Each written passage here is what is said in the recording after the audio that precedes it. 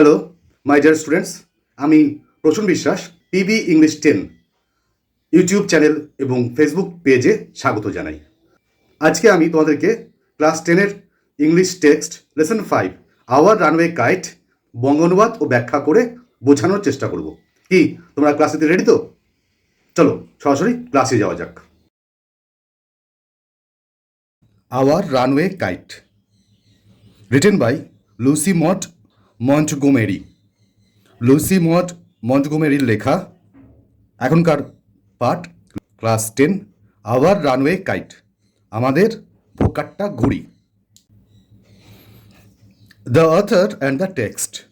Lucy Maud Montgomery 1874 to 1942, অর্থাৎ Lucy Maud Montgomery জন্মেছিলেন 1874 খ্রিস্টাব্দে এবং মারা গিয়েছিলেন 1942 খ্রিস্টাব্দে। ওয়াজ আ Canadian author best known for a series of novels belonging with Anne of Green Gables. তিনি কানাডার লেখিকা ছিলেন এবং তিনি ধারাবাহিক উপন্যাস লিখেছেন যেটা শুরু করেছিলেন অ্যানি অফ গ্রিন গেবলস নিয়ে। She wrote numerous novels, poems and short stories. তিনি লিখেছেন অনেক উপন্যাস, কবিতা এবং ছোট গল্প। নিউমেরাস মানে অনেক, many, so many. She was made an officer of the Order of the British Empire in 1935. 1935 খ্রিস্টাব্দে ব্রিটিশ সাম্রাজ্য তাকে এক আদেশনামায় অফিসার নিয়োগ করেন। This short story is about a brother and a sister living on an isolated island with their father, who through a series of incidents get reunited with their long lost relatives. এই গল্পটা একজন ভাই এবং বোনকে নিয়ে, যারা কিনা একটা বিচ্ছিন্ন দ্বীপে তার বাবার সঙ্গে বাস করত। আইসোলেটেড কথার অর্থ হচ্ছে বিচ্ছিন্ন। এরা একটা ধারাবাহিক ঘটনার মাধ্যমে একসঙ্গে আবার তার আত্মীয় স্বজনের সঙ্গে মিলিত হয়েছিলেন। It is a touching tale that underlines the value of relationships. এটা একটা মর্মস্পর্শী গল্প যেটা সম্পর্কের মধ্যে একটা মূল্যবোধ এনে দেয়, বা সম্পর্কের মূল্যবোধ নিয়ে লেখা এটা একটা উল্লেখযোগ্য হৃদয়স্পর্শী গল্প। Read the following. ইউনিট 1। এখন ইউনিট 1 পড়ে মানে বলছি, তোমরা এই স্ক্রিন অথবা টেক্সট বই ফলো করতে পারো। Of course there was nobody for us to play with on the Big Half Moon. অবশ্যই আমাদের সঙ্গে এই বিগ হাফ মুনে খেলা করার মতো কেউ ছিল না। বিগ হাফ মুন একটা জায়গার নাম, এখানে দেখতে পাবো একটা দ্বীপের নাম। We just had to make the most of each other and we did. আমরা পারস্পরিকভাবে সুবিধাজনকভাবে কাজে লাগাতে পারি এমন কাজ করে যাই। অর্থাৎ আমরা নিজেরাই নিজেদের বন্ধু, নিজেরা নিজেদের কাজ করি, কারণ এখানে আমাদের সঙ্গে খেলার মতো কোনো বন্ধু ছিল না। প্লেসটার নাম কি? Big Half moon. দেখো এটা বিগ হাফ মুন ক্যাপিটালে রয়েছে, ওটা জায়গার নাম, বা এখানে দেখতে পাবো এটা দ্বীপের নাম। We live on the Big Half moon island. এই দেখো, তাহলে আমরা বাস করি বিগ হাফ মুন দ্বীপে। আমরা জানি আইল্যান্ড, ISLAND, কিন্তু এস এর উচ্চারণ হবে না, আইল্যান্ড। যেমন এরকম ওয়ার্ড আমরা জানি ওয়াক, WALK, এলের কিন্তু উচ্চারণ হয় না, বা শুট, SHOULD, শুট। তো এরকম উচ্চারণটা ঠিক করবে, island. We are father and Claude and I and aunt Esther and Mimi and Dick. আমরা বলতে বাবা এবং ক্লুড এবং আমি এবং পিসি, এস্থার এবং মিমি এবং ডিক, এই কজন হচ্ছে এই দ্বীপে বর্তমানে বাস করছে এই ফ্যামিলিতে। It used to be only father and Claude and I. আগে আমরা এখানে থাকতাম একমাত্র বাবা, ক্লুড এবং আমি, অর্থাৎ এই দ্বীপে আগে এই তিনজন থাকতো। It is all one account of the kite that there are more of us. এটা একমাত্র একটা ঘুড়ির জন্য হয়েছে। এটা বলতে এই যে আগে থাকতো তাহলে কে কে, বাবা, ক্লুড এবং এই লেখক বা লেখিকা থাকতেন। এবার বাকি যে এখন পিসিমা, মিমি বা ডিক রয়েছে, এটা কেন হয়েছে? এটা হচ্ছে একটা ঘুড়ির জন্য হয়েছে।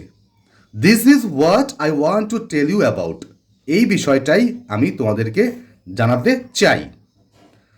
Father is the keeper of the Big Half Moon light house. বাবা হলেন বিগ হাফ মুনের যে লাইট হাউস তার রক্ষক। লাইট হাউস কি? আমরা জানি যে লাইট হাউস হচ্ছে কোনো বন্দর বা কোনো পার্টিকুলার অঞ্চলে একটা উঁচু টাওয়ার, সেখানে কিনা লাইটের মাধ্যমে মূলত বন্দর অঞ্চলের কোনো জাহাজকে পথ নির্দেশ করা হয় বা এখানে বন্দর আছে ইত্যাদি সংকেত দেওয়া হয়। সেই লাইট হাউসের কিপার বা রক্ষক ছিলেন আমার বাবা, বা লাইট হাউস দেখভাল করতেন। I am 11 years old. আমার বয়স 11। ক্লুড ইজ 12। ক্লুডের বয়স 12। এখানে মাল্টিপল চয়েস আছে যে আমার বয়স হচ্ছে 11 ইয়ার্স বা 11 বছর, আর ক্লুডের বয়স হচ্ছে 12 বছর। বা এখানে ন্যারেটারের এজ হচ্ছে 11 বছর আর ক্লুড তার বয়স হচ্ছে 12 বছর। In winter when the harbour is frozen over we all move over to the mainland. শীতকালে যখন এই বন্দর বরফে বা এই অঞ্চল বরফে আচ্ছাদিত হয়ে যায়, তখন আমরা সকলে মূল ভূখণ্ডে স্থানান্তরিত হই। As soon as spring comes, যখনই বসন্তকাল আসে, back we sail to our own dear island, এবং তখন আমরা পুনরায় আমাদের প্রিয় দ্বীপে ফিরে আসি বা যাই। The funny part used to be that people always pitied us with the time came for us to return. সবসময় একটা মজার বিষয় ছিল, লোকেরা আমাদের একটু করুণার চোখে দেখতো যখন আমরা ফিরতাম মেইনল্যান্ড থেকে। যখন আমরা ফিরতাম তখন তারা আমাদেরকে ফেরার সময় করুণার দৃষ্টিতে দেখতে আসতো। They said we must be so lonesome over there with no other children near us. তারা বলতো যে আমরা সেখানে লোনসাম, একাকী হয়ে পড়েছি, এবং সেখানে আর কোনো যেহেতু ছেলেপেলে নেই বা বন্ধুরা নেই, সুতরাং আমরা একাকী হয়ে গেছি। Of course Claude and I would have liked to have someone to play with us. অবশ্যই ক্লুড এবং আমার ভালো লাগতো যদি আর কেউ আমাদের সঙ্গে খেলার সাথী থাকতো। It is hard to run pirate caves and things like that with only two. জলদস্যু গুহা এবং এই জাতীয় খেলায় আমরা দুজন যে খেলি সেটা খুবই কষ্টসাধ্য, অর্থাৎ আরও কেউ যদি থাকতো তাহলে আরও খেলাটা ভালো হতো। But we use to call a good deal with the mainland children in winter. কিন্তু আমরা কিন্তু শীতকালে মূল ভূখণ্ডের বাচ্চাদের সঙ্গে বা বন্ধুদের সঙ্গে ভালো পরিমাণ ঝগড়াঝাটি করতাম, ঝগড়াঝাটি করা। So it was perhaps just as well that there were none of them on the Big Half Moon. এটা এজন্যই হতো হয়তোবা যেহেতু তাদের কেউ ওই বিগ হাফ মুনে ছিল না। অর্থাৎ আমরা এখানে ঝগড়াঝাটি করে গেলাম, আর কিছু বইয়েই গেল, বিগ হাফ মুনে আর তো কেউ নেই, ওরা তো থাকবে না, সুতরাং যত খুশি ঝগড়া করে যাও। Claude and I never quarrelled. Claude এবং আমি কখনোই কিন্তু ঝগড়াঝাটি করতাম না। To be sure father didn't seem to have any relations except us. আমাদের ছাড়া বাবার আর কারোর সঙ্গে কোনো সম্পর্ক ছিল না। This used to puzzle Claude and me. এটা আমাদেরকে বিব্রত করতো, ক্লুড এবং আমাকে বিব্রত করতো।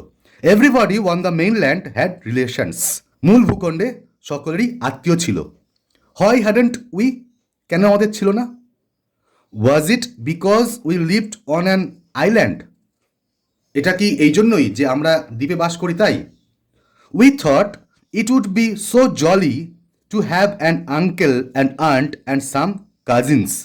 আমরা ভাবতাম যেটা খুব মজাদার, দলে হচ্ছে মজাদার বা আরামদায়ক হতো, আনন্দের হতো যদি আমাদের কাকা কাকিমা এবং তাদের ছেলেপেলে আমাদের সঙ্গে থাকতো, খুড়তুতো ভাই বা বোন থাকতো। Once we asked father about it, but he looked so sorrowful that we wished we hadn't. একবার আমরা বাবাকে প্রশ্ন করেছিলাম এই বিষয়ে, কিন্তু বাবাকে দেখে খুব বিষণ্ণ দেখাচ্ছিল এবং আমাদের মনে হচ্ছিল এই প্রশ্ন না করলেই ভালো হতো। He said it was all his fault. তিনি বলেছিলেন যে এটা তারই ব্যর্থতা বা তারই দোষ। Claude and I didn't understand what he meant. Claude আর আমি বুঝিনি তিনি কি বলতে চেয়েছিলেন। এখানে দেখো word next, lighthouse. Lighthouse মানে a tower containing a strong beam of light to guide and warn ships near the coast. অর্থাৎ তীব্র আলো সম্পন্ন টাওয়ার, যার মাধ্যমে নদী বা সমুদ্র তীরবর্তী অঞ্চলের জাহাজদেরকে পথ দেখানো হয় বা সাবধান করা হয়, মানে সিগন্যাল। তাহলে আজকে আমাদের আওয়ার রানওয়ে কাইট ইউনিট 1 এখানে শেষ হলো। এই পড়ানো যদি ভালো লেগে থাকে তবে বেশি বেশি করে লাইক, শেয়ার এবং সাবস্ক্রাইব করবে, যাতে এই চ্যানেলটা আরও বড় হতে পারে এবং আমি উৎসাহী হয়ে তোমাদের ক্লাস নিয়মিত নিতে পারবো।